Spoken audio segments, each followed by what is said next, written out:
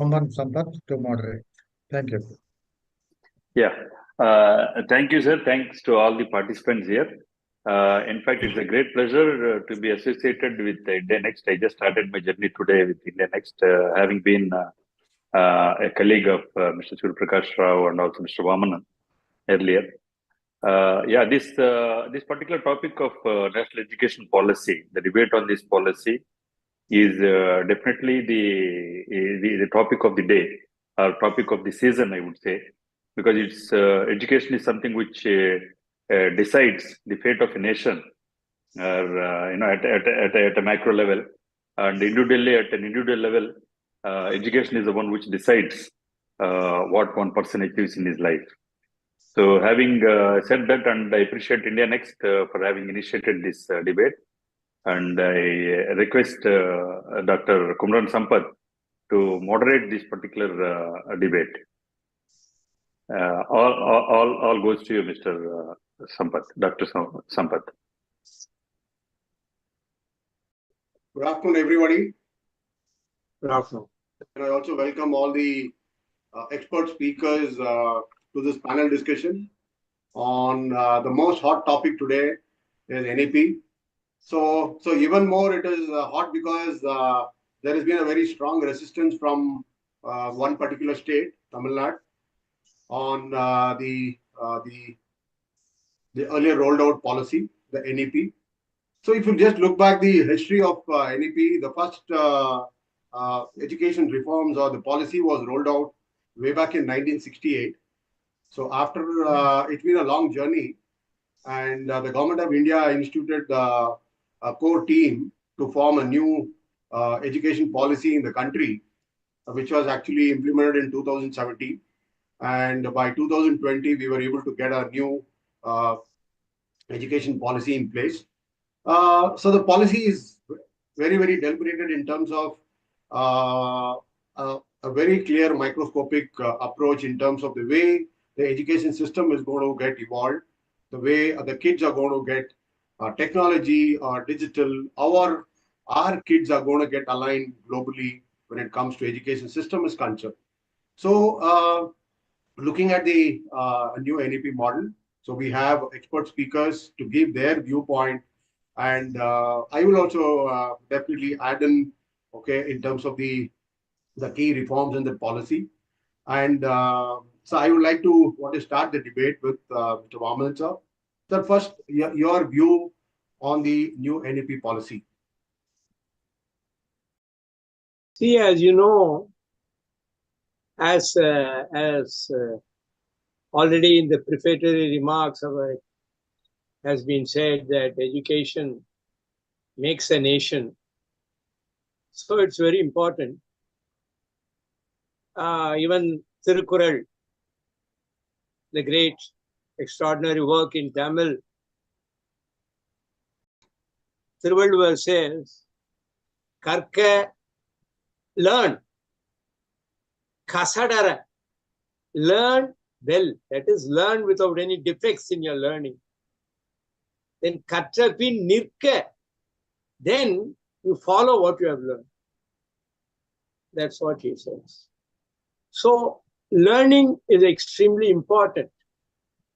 And now, as my experience is limited more to Tamil Nadu, I have been an English language journalist, and I have studied in English schools. I never studied a single word of Tamil through my education because I was born in Calcutta, then it's continued in Chennai and all that.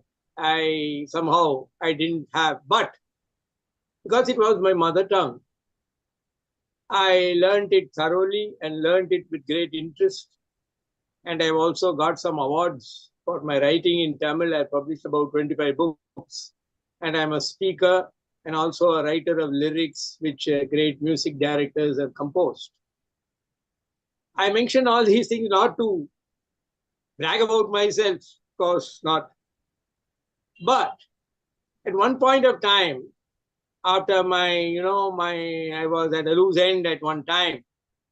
Then through a Tamil channel for about 1.5 years, I ran a course for the channel called Tamil Vali Angilam.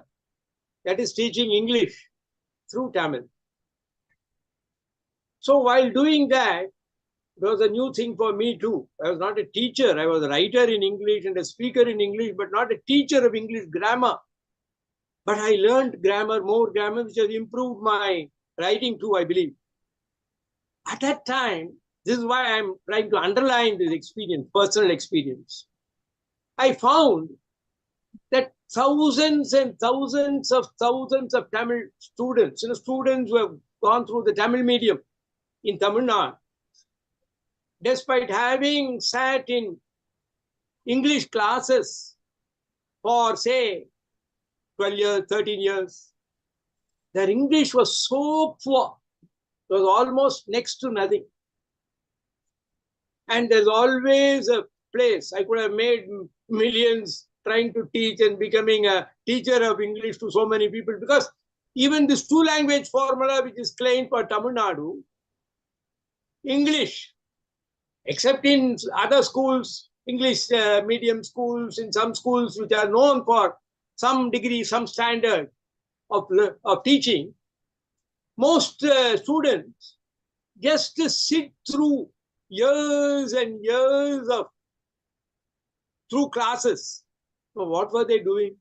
My heart bleeds for such wasted time. What were the teachers doing then? So this two-language formula, three-language formula, this is the question now, big question. Three-language formula, I believe, should be there. Because, there are a lot of Telugu panelists. I love Tyagaraja so much. I understand his music, try to understand his music. But some words that I don't understand. Now, how it troubles me. If a little I had Telugu knowledge, I would have been a different person, I think. The same way, let me tell you, during my interactions with MS Viswanathan, the great music director, once he asked me, "Sir, do you know Telugu? Do you know Hindi?" I said, "Yes, sir, from first standard till my school living thing, I learned."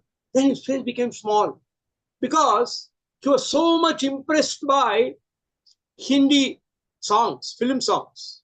Though he did not directly copy, he was inspired. And once he took me to Naushad and he told me to tell Naushad. Both of Naushad was this side, MSV was here. Then he told me, "You come on, explain in Hindi how much I worship him, how much I love him." Yeah. Would this have happened? He did not have an education. He did not need it because he was such an extraordinary genius that he did not need education in any language. He was so capable. But he told me if he had known Hindi, he would have enjoyed things more. Yeah. So what I am saying is that first thing, teaching students, the teacher must be responsible for the student. He must see that the time, especially in government schools. Now the question is, many of the politicians run CBSE schools. They are teaching Hindi also. But when it comes to, they say that is the CBSE system. In the government school, we don't want it. So it seems a double standards. When you are prepared, if you think two language is the best for Tamil Nadu, then you must follow two language in your schools also. You must not take up three languages. Sir, Second thing, the standard of teaching, the teacher is extremely important, more than the taught. Every student's eye, he looks at the teacher. He must set standards. Those things are also missing. So I would like to assert, along with the new education policy, which I think is good, there must be some accountability at all stages. Even the mother, Thiruvalluvar says, the mother, even the mother will not like to look at the face of a drunkard son. Why? The son has not behaved like a responsible man. If a son drinks and he comes there, his mother, Indral Muhatteyum Innadal, even the mother will hate the person who has drunk and who is in a drunken state, which means all life is made of responsibilities. Students you should not pressurize them. That is true. You should give them time. Some students need more time, special time. Everything is okay. But all life is based on accountability. This thing on the basis of equality and the basis that of a persecution complex that so many people have been denied education for. Education is not just book education. Yeah. Bharati says his father put him in an English school and he says, Ganidam 12 aandu payilvar. For 12 years they study mathematics and astronomy. Kar kol vanil or mean nilai tera. And when you look up at the sky, you don't know a single star. You don't know what is happening in the sky. So that should be education, good education. Karka, kasadara, karpavai, katrapi nirka adarku taga. Unfortunately, our politicians are making politics of everything. They are not really giving students, the future generations, their life, their value. No value should be given, passed on to students. That's most important thing. Yeah. And so I believe I later, if I get a chance, I will speak about how the new education policy is needed. But what we need is you must give time. You must extract things out of the student. You can't say he didn't study. There are students now so much of freedom that they beat up the master, the teacher. If he asks too many questions, they are afraid. Yeah. So such things should change. That is the best education policy. Wow. Sir, I think you gave a completely different perspective. And I wish the NEP policy makers would have taken your inputs. I think it had very interesting views and suggestions. But however, just coming back to the topic, I think after 1968... No, but are you saying that I'm not been on the topic? No, you've been absolutely bang on the topic, but you had your own perspective. Yeah, okay. I'm trying to give you a perspective.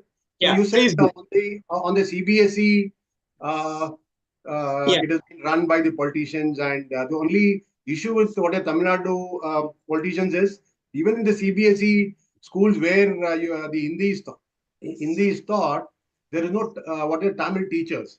Their concern is that.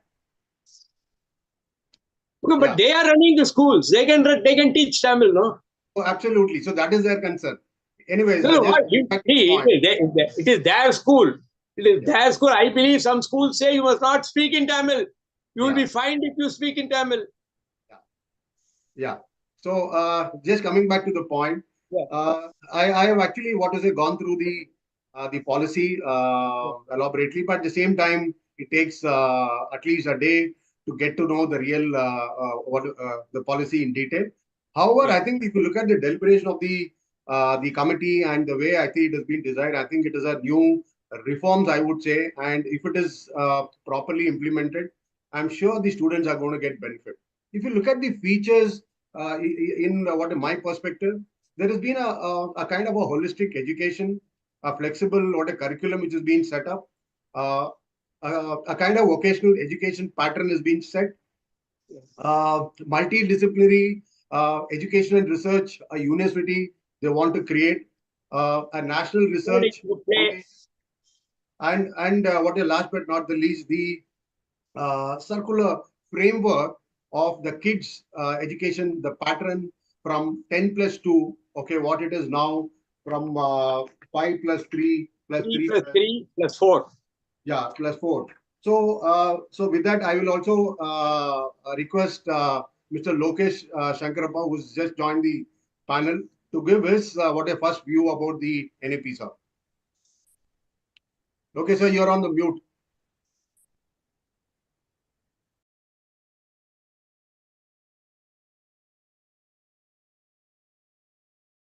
Okay, I think he's still on the mute.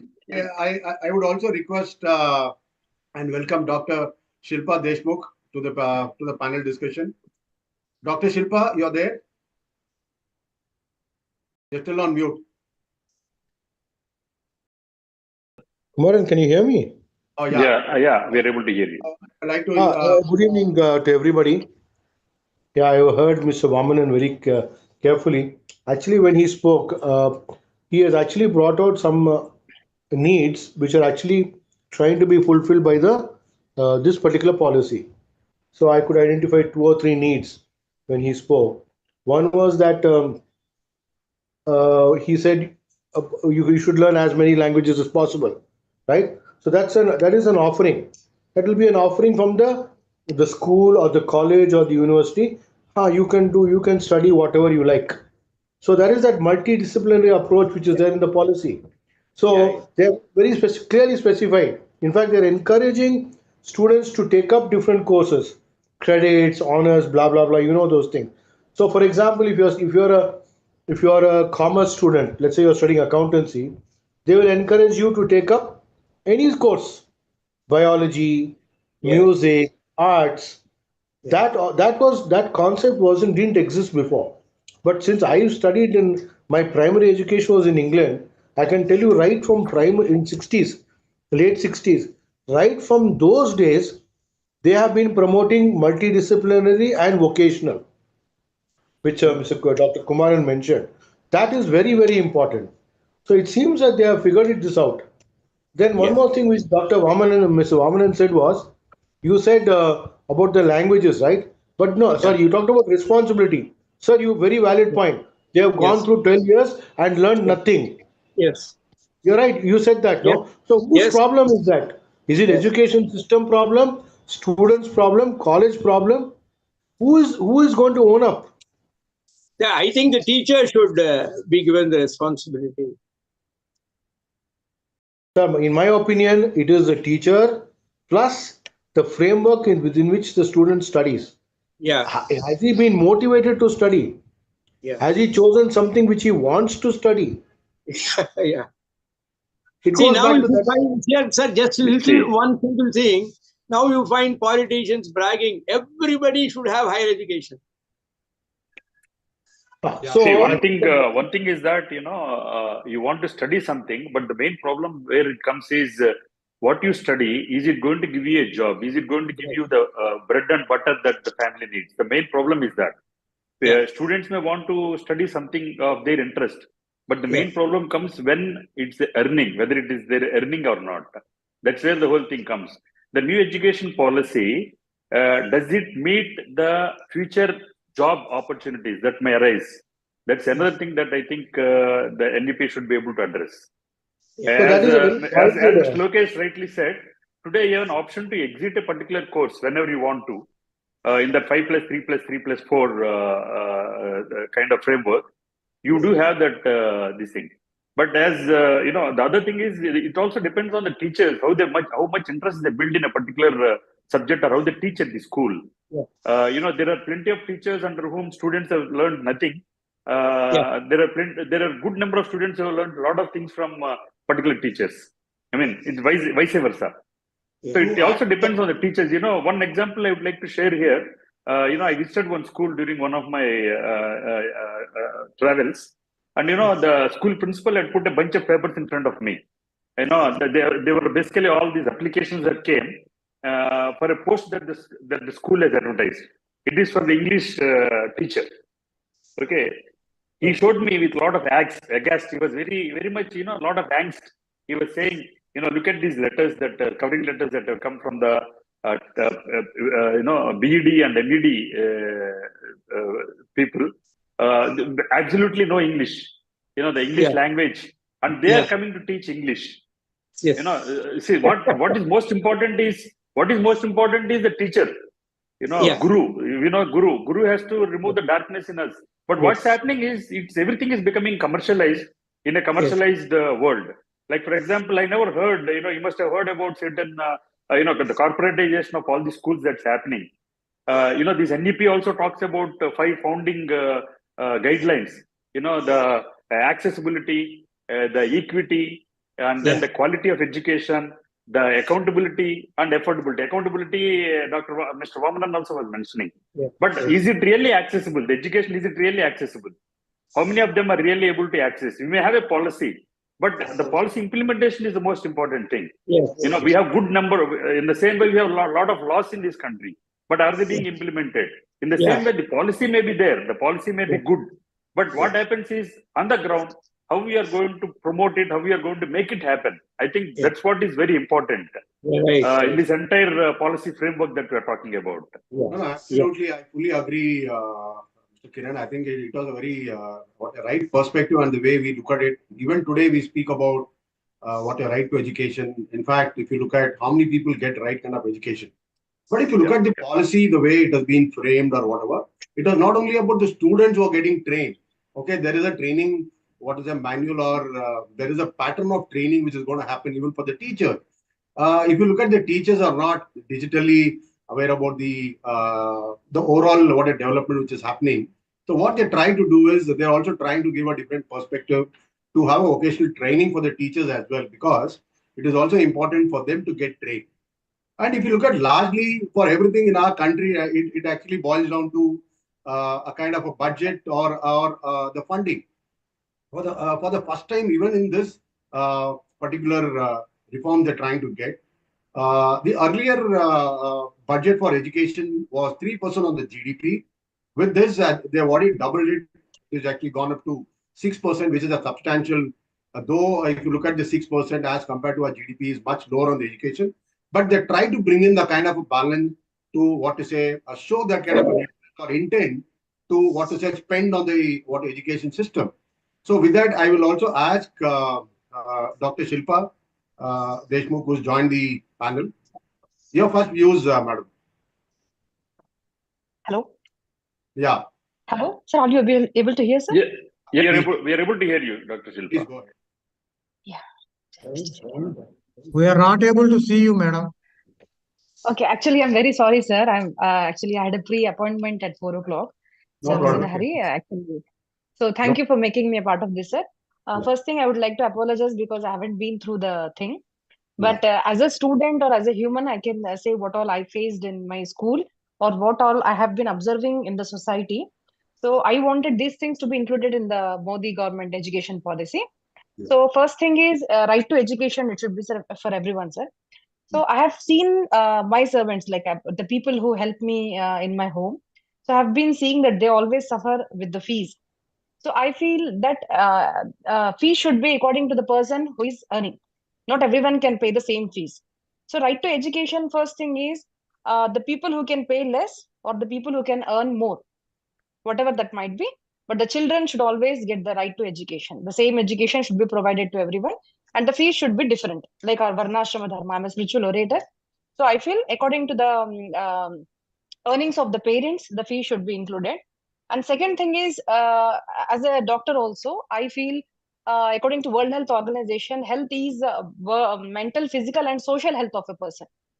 So here I have heard, sir, someone saying, actually I didn't see the faces, but I heard people saying that education should give you the bread and butter.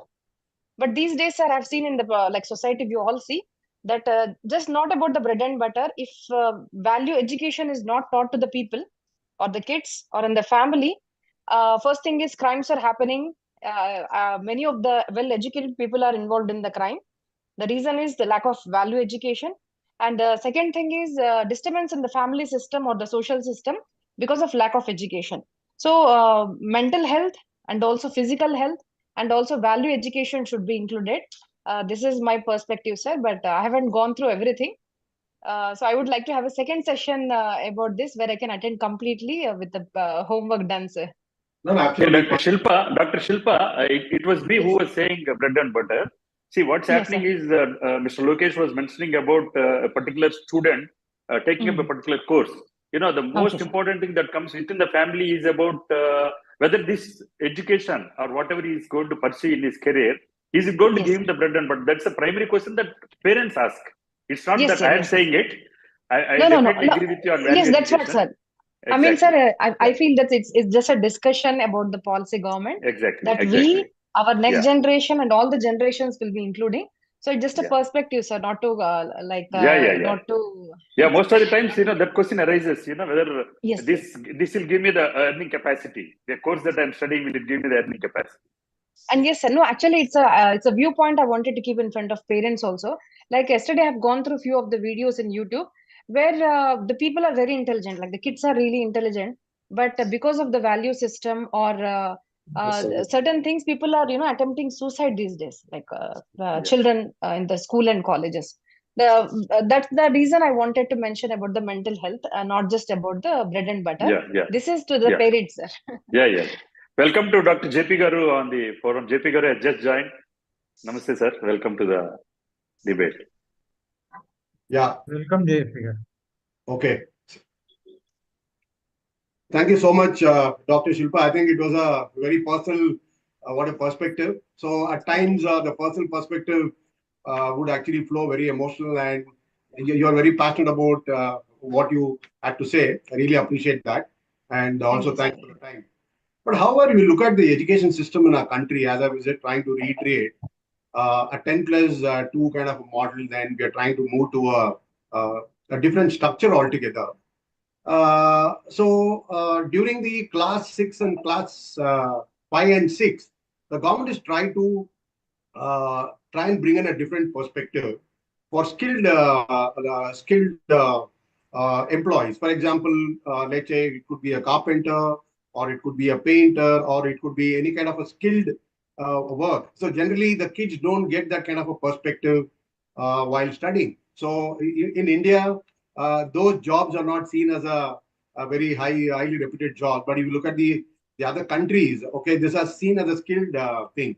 So they try to bring in a kind of a different perspective in the education pattern, the way the kids are ready. So I would say NEP, though different political parties have different way of looking at the policy and taking what is a political mileage.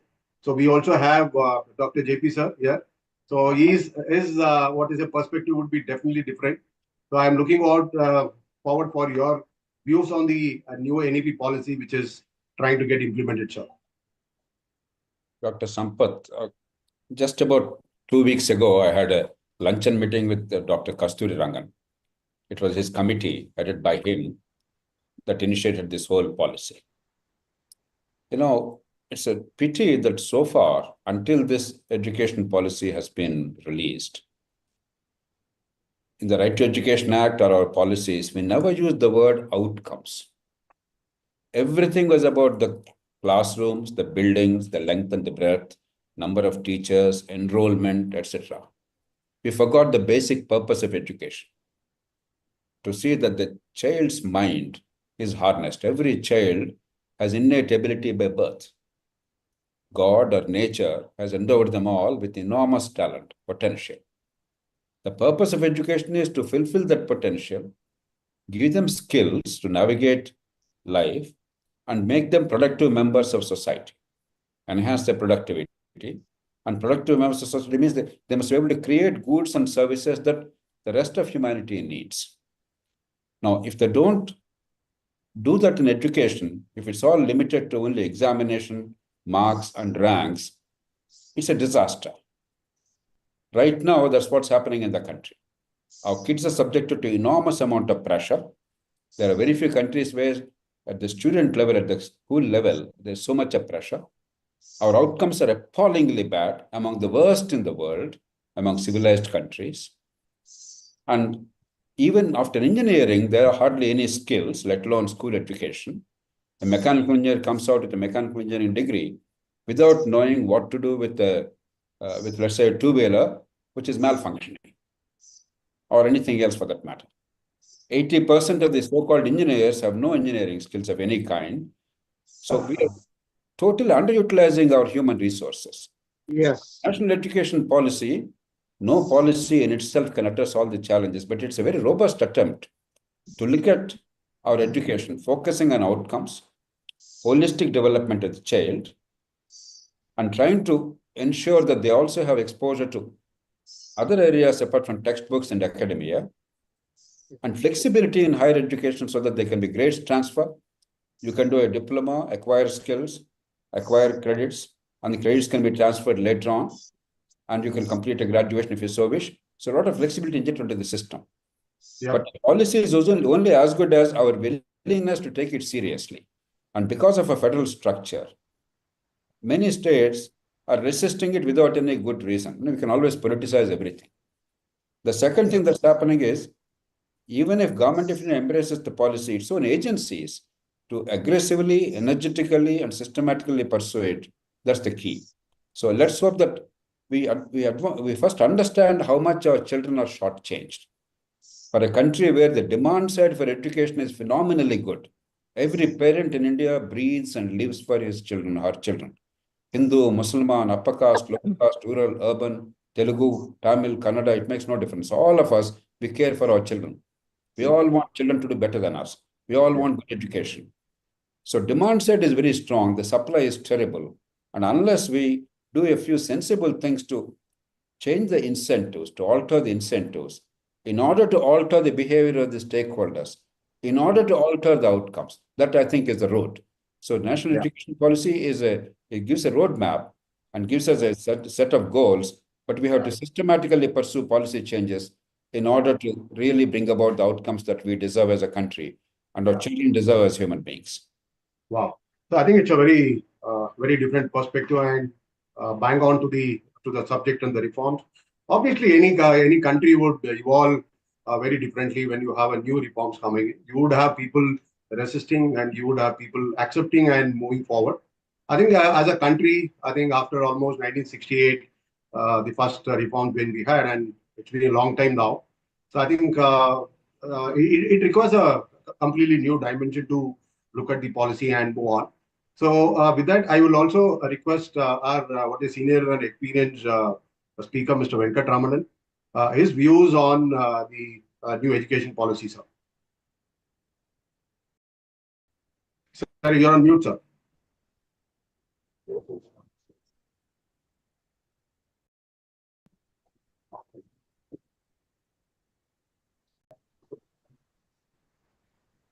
Venkat, sir, you're on mute. Yeah. Hello. Yes. Yeah, sir. Please go ahead, sir. Pranam to all. Thanks for giving me this opportunity. And what I would like to tell you is that I'm basically, let me introduce myself for just 2 minutes. I'm Venkat RK. I work for multinational companies as a vice president HR for more than 30 years. And I'm also an industry academic specialist. And I interacted nearly 10 lakh people and also interviewed nearly 2 lakh people and given job opportunities for 1 lakh. So, being an industry academic specialist, I always respect the NEP 2020.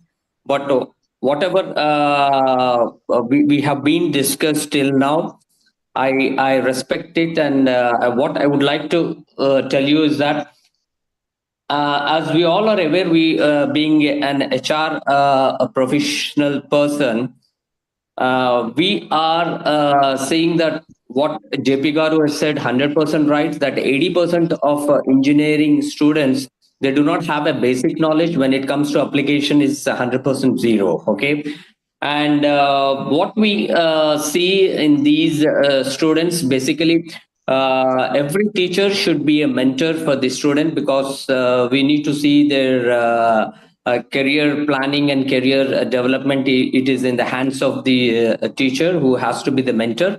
And it's not something like that. The teacher has to take that accountability and responsibility, because it lies on the student also, because most of the time actually the student has to spend a lot of time, and it is his career, and we are going to be his mentors. In the communication and interpersonal skills, what we found is that there's a lot of lacking what we call as LSWR skills. Okay, when we talk to the engineering student, do you know about LSWR? They are keeping their faces blank, and they said some of them, at least 10%, could able to tell what is LSWR. It is something like listening skills, speaking skills, writing skills, and reading skills, which is a mandate, because most of these people have to work for multinational companies to get a right job. And all the multinational companies, okay, they speak in English, they write in English, and the document what they prepare, then we have to read in English, and all those things. So that is what actually lacking till now, with no values and ethics. Okay, as an HR person, we'll see the person should have values and ethics more than the percentage what they get it. And And every teacher must be a mentor and responsible for their career planning and development with best of knowledge, where they can provide and share the skills, experience, practice, and trust. I usually would like to share with you all. I look into the 5 A's, which is mandate for a student. That is his attitude, his aptitude, his ability, his adaptability, and accountability. These 5 A's are must for his career development. Either it is a personal career or professional career whenever they come into the organization. So NEP talks a lot, and most of them are, to be frank with you, a lot of people are not implementing the NEP policy in the right manner. As an industry academic specialist, I've seen there's a lot of gap in the institutional itself. There is no support from the management, and there is no support from the faculty members. And first of all, to get the right faculty member, it is a challenging for the institutes to recruit and retain. Okay, there's a lot of challenges are happening, and because of dissatisfaction, okay, these faculty members do not come forward and take more responsibilities and see that they will be mentor each and every student. So a couple of things what I would like to tell you is that, and that is the reason we always insist the students to go for English proficiency test to know their strengths and weaknesses, basically to identify them.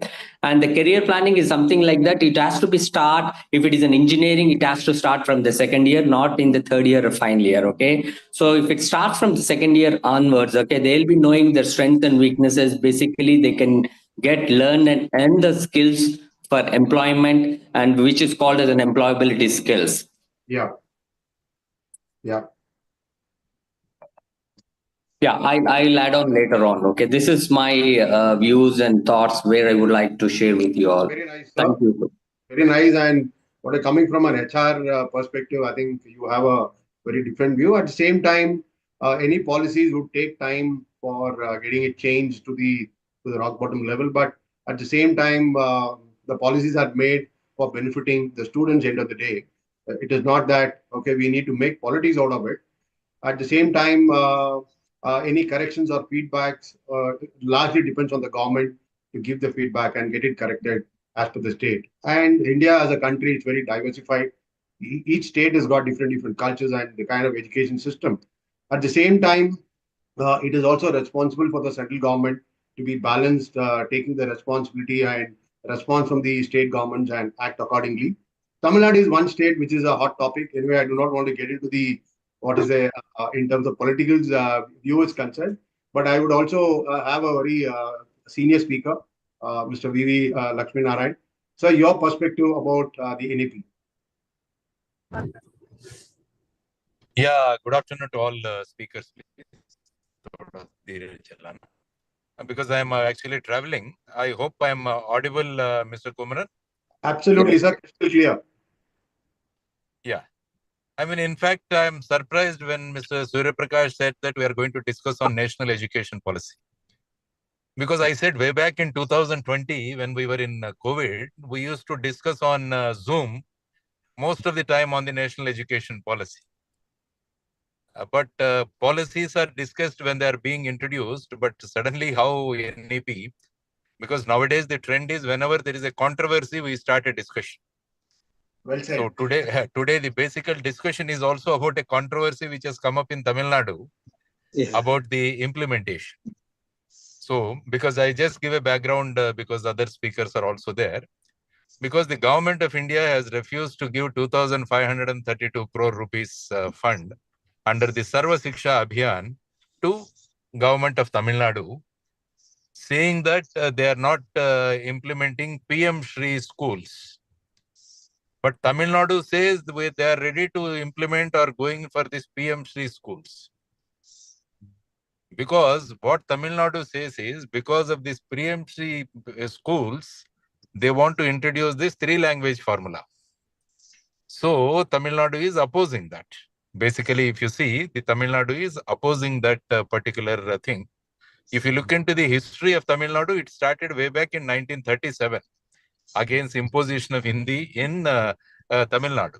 I mean, Rajaji, the Swarajya party, and they opposed, and subsequently Annadurai, he also opposed. Finally, that led to winning of DMK also in the elections in 1967.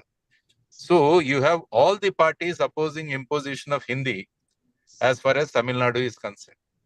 And let us come to the national education policy. Is national education policy is imposing three-language formula. That is one thing I want to raise. If you see 1968 national education policy, that specifically mentioned that Hindi should be compulsory. If you see 1968 education policy, it says in Hindi speaking states, the three languages are going to be Hindi, English, and some other Indian language, preferably a South Indian language. If you take up the South India, they say it should be Hindi, English, and the regional language. This is what is 1968 education policy imposed. But if you come to the 2020 policy, it never says imposition of any language. It states that the three languages learned by the children will be the choice of states, regions, and of course the students. So this is what is the flexibility that is given in the policy as far as the three-language formula is concerned. So now, what is the way out? That is the main thing that is being discussed. Of course, if you see the national education policy, as all the speakers mentioned, in India, the policies are very good. When policies are made, they are very good. But when it comes to implementation, there is a main problem in our country. National education policy says the education, the minimum should be 6% of the budget. 6% of the GDP should be allocated to the education sector. Yeah, but that is not happening. But that is not happening in this. We are still at, I think, 4.4 or 4.6. That is what it is. Now, this thing is the central education minister, he has to tell the nation how the national education policy has worked in these 5 years. Right from inception, how many changes have come, how many colleges could introduce this multidisciplinary learning, and how many could to get their scores, how many people have been dropped out in the first year and got certificates, how many people dropped out and in second year and got diplomas, how many got degrees, and in how many colleges the honors programs have been introduced.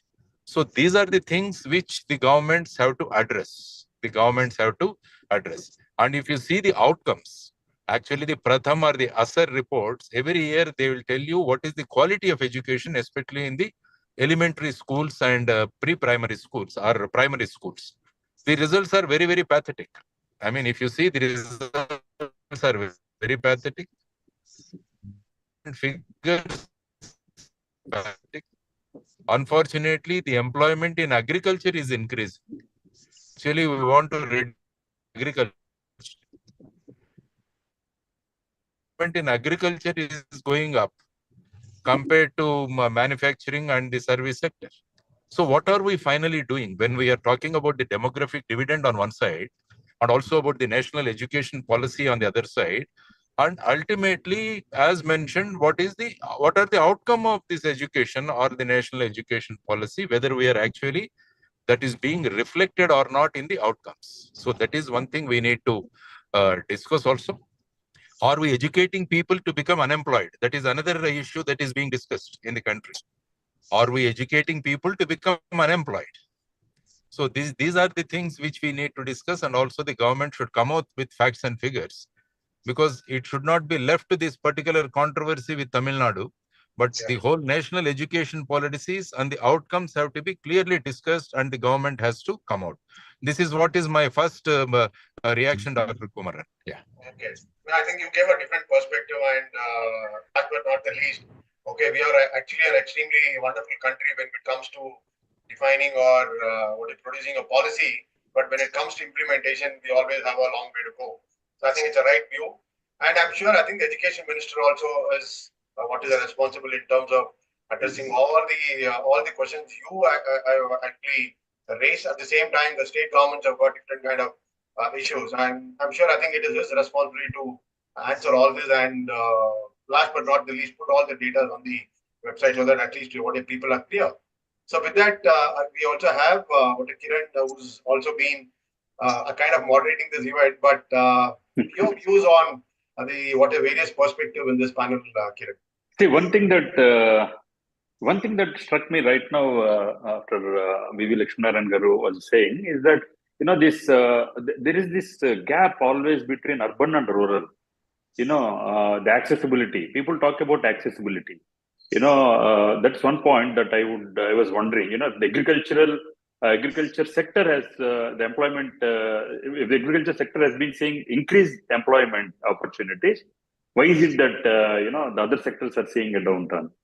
The other thing is, previously, I think it was Dr. Venkatramana. I think Mr. Venkatramana was also mentioning about, this the quality of teachers. See, what's also happening is like how water finds a path towards the lower levels. The teachers are also, I feel that, they are moving towards upper levels wherein they get more salaries. The quality teachers are actually moving to corporate schools and leaving the government schools and other schools with not so high quality teachers. That's one thing I have seen.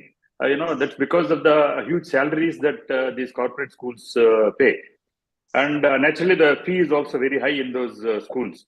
So the two factors, how this urban-rural divide, how does it education fill this new policy fill that gap, and how do we really, address this gap of the fee and also the salaries that are paid to the teachers?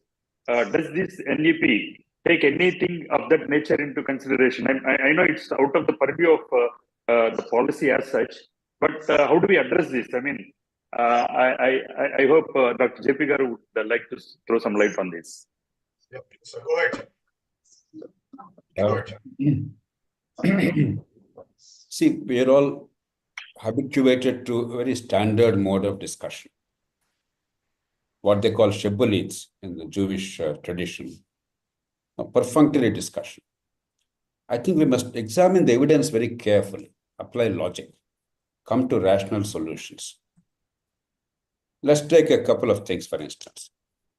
Expenditure in education, 6% GDP. God knows who started this and why they're continuing. It's a standard phrase somewhere. It's an absolutely irrelevant number. Let me tell you why. This is a number picked up from the West where 95% of the kids go to government institutions and get good education. Already in India, 50%, and in some cases more than 50% of the kids in schools, more than 50% in colleges, they're in private sector. They're paying out of their own pockets. So 6% is irrelevant. The money we are spending is not giving us value for the money spent. A second assumption. Krishna, for instance, mentioned it's possible that corporate schools are paying more salaries and getting good teachers. Government doesn't give them. Absolutely not true in India. High-end corporates may be able to hire some good teachers and pay them well. But in general, I can tell you without any fear of contradiction, the government pays 3 to 4 times the salaries of private schools. The average salary in Telangana and Andhra Pradesh of a teacher, average, is 60 to 70,000 rupees per month. 60 to 70,000. Any teacher senior enough, they get 1,50,000 rupees a month. Yeah, they're paid well. They come through very intensely competitive examination because there's enormous demand for government jobs. Teachers. And if everybody wants to get into that, if you notice Telangana, Andhra Pradesh, what are the promises in the elections? Job calendar, mega DSC. What is DSC? Selection of teachers. What are the advertisements in Telangana? In recent past, several days on all newspapers, we recruited 11,000 teachers. 2, teacher-student ratio. Do you know in these states, the teacher-student ratio on average is 1 teacher for 18 students? So inputs will not make a difference. More school buildings, more bathrooms, they're all necessary. More teachers, they're not necessary. And in a case where more and more children are fleeing government schools and the child population is actually coming down, we're all thinking like 50 years ago. In all the southern states and several other states in the country, the child population going to schools and colleges actually is declining in absolute numbers. Because our birth rates have come down 10, 15, 20 years ago. We are still thinking of 50-year-old problems without understanding what is happening today. So neither money, nor the number of teachers, nor the remuneration are the issues. So what to do? The mention of Asar. I released the first Asar report along with Montek Singh Ahluwalia in 2005 in Delhi. Since then, it makes depressing reading. What is Asar? Asar is a very crude but honest survey. It checks whether you can read a passage or not even understand. If you're in 8th grade, can you read a 2nd grade passage? That's all Asar tests. In math, what it tests is, can you subtract one number, 2-digit number, from another two-digit number, 75 minus 46, let us say. Not even when you subtract, it's only whether you can subtract. Not even application of the concept of subtraction. Another one, 3-digit number divided by a single digit. Not when to divide, why you divide, but it's just how you divide. And this much we are doing incredibly badly. Only recently, as a survey, I included some life skills. Can you look at a watch and read time? Can you tell us if you sleep at 9 o'clock in the night, wake up at 5 o'clock in the morning, how many hours you have slept? Can you put the appropriate weights when you've gone out shopping to buy tarkari, that sort of a thing.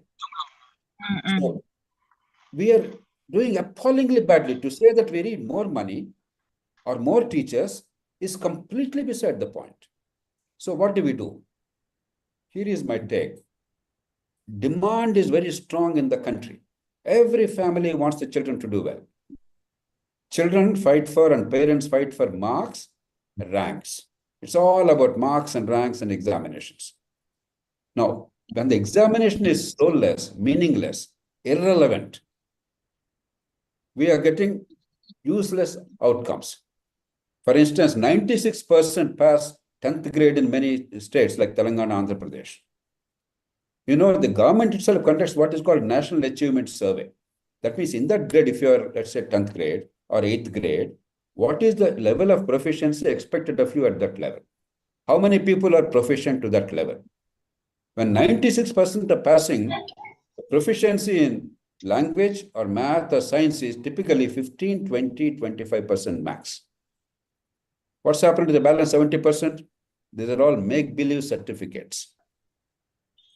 So the central issue is, how do we change it? First, decide what the outcomes are. In case of school education, I can say without any serious fear of contradiction, language means comprehension and communication. Math means understanding the concept and application of the mathematical concept to solve a real problem. Science means acquire the logical faculty to derive reasonable conclusions from given facts. First, decide what is the outcome you seek, not chapter 7, question 6, mugging up and all that, or rote learning or mass copying. What is it that we want our children to be equipped with? Then test them. Make that the goal, because everybody wants to pass examinations, do well in examinations. If an examination is based on this conceptual understanding and application of knowledge and productivity of the child, then somehow or other the parents, the children, the teachers, the schools, administrators, the society will somehow figure out a solution. You can do many more things, I have no problem, but I have no faith it will be done. If you tell me I'll train teachers better, I'll build even better classrooms, I will have something or other, all this, who stopped you from doing for 75 years? So let's not hoodwink ourselves. Yeah, we had Operation Blackboard also. We had Operation Blackboard. There was a time, I went to school, I'm now the oldest probably in this gathering. I went to school, I left school 56 years ago. When we went to school, there were appallingly poor conditions, no money, no infrastructure, nothing, but excellent education was available. We are confusing between money and education. I'm not saying money should not be there. I'm saying money does not guarantee education. What happened in those days? Two central things happened. Clockwork, like in those days, we had printed question papers, 6 tests in a year. Reasonably well designed. They were taken seriously. There was no copying. The kids and the teachers knew what they were aspiring for. Two, there was regular monitoring. Annually, clockwork-like, inspectors used to come from the district level, Zilla Parishad or the education department. We used to celebrate the whole school, we used to have festive, what do you call them? Kagitam pool antaru. Yeah. So we used to decorate the whole school. It was a very celebratory environment. If a teacher is doing well, he was encouraged. If there's a deficit, they used to detect and find out what is the corrective action. Serious attention was paid to schools. Three, the community owned the schools. The village, the local government, they were all centered around the schools. Local government had all the authority, all the responsibility. The fight in the village is to get the best math teacher to the village, best headmaster to the village. Now we centralized everything, destroyed accountability, increased number of teachers, increased salaries, spending more money on buildings, but educational outcomes became worse and worse and worse after spending trillions of rupees literally. So we have to really figure out honestly what is the problem. So my appeal is examination, stress-free, not rote learning based. Only one precaution is make sure there's no mass copying, because this is something I need not have said 30 years ago. But today, mass copying is so rampant, we have done there are ways of minimizing or eliminating copying. Eliminate mass copying, have a sensible evaluation, stress-free, concept-based, skill-based, productivity-based. A few other things are simple. We have too many teachers, but they are deployed very poorly. Do you know in India, there are 12,500 schools. Schools, they're called schools with teachers allotted without a single student. Zero enrollment. People are talking of Doge. We require Doge in every state of India. Do you know there are 135,000 schools with a single teacher for 5 classes? Not lack of teachers. We have teachers. Teacher-student ratio is 18 to 1, 1 to 18. 1 to 18. It's a disgrace. What's happening in the country is a disgrace. So rationalize. Third, you simply monitor. When you have so many teachers, a small percentage, 2-3% can be specially deployed only to monitor what is happening on a regular basis. If they could do it 60 years ago, with all the teachers and salaries we pay, what is the problem today? Except the lack of will and imagination and a third-rate bureaucracy. Pardon my being very sharp. The fourth is local accountability. Not merely the panchayat or municipality, in addition to them, bring the ex-students, you and I, wherever we go to school, no matter whether we need the school later or not, we have an emotional attachment. Involve the ex-students, alumni, involve the respected retired teachers, some good educational NGOs, and make sure that there is real accountability locally. Once you do that, and increasingly go towards competition and choice, something like the voucher system in the US. Yes. I don't care which school it is.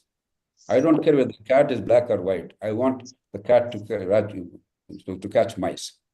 So if I'm spending, in Telangana, we're spending 85,000 rupees per child per year at school level. And the number is increasing because children are fleeing the government schools. Expenditure in government schools is going up. Andhra Pradesh, 1,12,000 rupees per child per year. Those of you who are not familiar, please look at the numbers. 1,12,000 rupees per child per year. Whereas decent quality private schools, I'm not talking about high-end corporate schools, but 30,000, 40,000, many of them are doing a very good job. So let there be choice and competition. Don't burden the parents, but let the systemic inefficiencies be exposed so that there will be accountability. People will start asking questions. When we are spending 5 crores for this school every year, why is almost no kid having a future? We have to ask hard questions of ourselves. Shibboleths and platitudes and routine perfunctory kind of responses, we tried it too long. I think it will be immense tragedy for our children, the next generation, because these are bright kids. They deserve a better life, and the country deserves better quality of youngsters. Yeah. Sir, very, very interesting perspective, sir. I think you had the complete data and deep insight about whatever you spoke. I think it was really a kind of an eye-opener in terms of, I'm sure somewhere somebody in the government is listening to you. I'm sure, I think it will actually hit them and we could see a kind of a takeaways from your side. I'm sure, I think there could be definite changes going forward. Just as an aside, Sampath, years ago, India participated in a survey called PISA. PISA is a global survey of OECD countries. Yeah. They expanded it to countries which are willing, other countries willing. India participated. We were ranked out of 74 entities, second from bottom, 73rd. Only one country, Kyrgyzstan, was worse than India. I started talking about it publicly so that the bureaucracy will wake up and try to figure out why we've gone so horribly wrong. Yeah. You know what they've done? They said, henceforth, India shall not participate in PISA surveys. This was 2009. The past 15 years, 16 years since 2009, India refused to participate in PISA. We pretend as if there's no problem because we don't compare ourselves with others. That's very unfortunate. Very That's why we have to ask hard questions. Yeah. My appeal to the software sector, to the intelligent middle classes, educated people, private sector is wake up. Look at the data. Don't use bullets. Don't use standard phraseology and perfunctory statements. There is an imminent crisis. Not imminent, it's already fully blown crisis. But luckily, it can be easily addressed because demand side is very strong. We are not a Timbuktu country. We are a country with strong civilization and love for learning. We can easily tweak it to make it radically different. But we have to care. We have to act. Thank you so much, sir. I think it was a great insight. I would also just take up with Mr. Lokesh. Sir, your perspective about you've been a corporate trainer, you've been training students, and the way you look at it, and so what is your viewpoint on this particular subject, sir? Thank you, Dr. Sampath. See, whatever Dr. JP said, I think is very good observations. I think he is very deeply involved in this subject. From my point of view, this policy, I'm actually studying this policy as part of a course. So I'm a beneficiary of this multidisciplinary approach, free education given through the policy by some agencies like SWAYAM and all that. I've already completed 2 programs, and so I'm a beneficiary of this. But when I go to the this particular policy, some aspects which I didn't know anything about. One is the gross enrollment ratio. So they are trying to increase the gross enrollment ratio. But in light of what Dr. JP said, I have my full reservations about all that. Then there is something called foundation literacy and numeracy. It has some about, I think, 1, 2, 3, 4, about 8 points. So they want to give this, I think the intention is to make foundation literacy and numeracy spread as far as possible.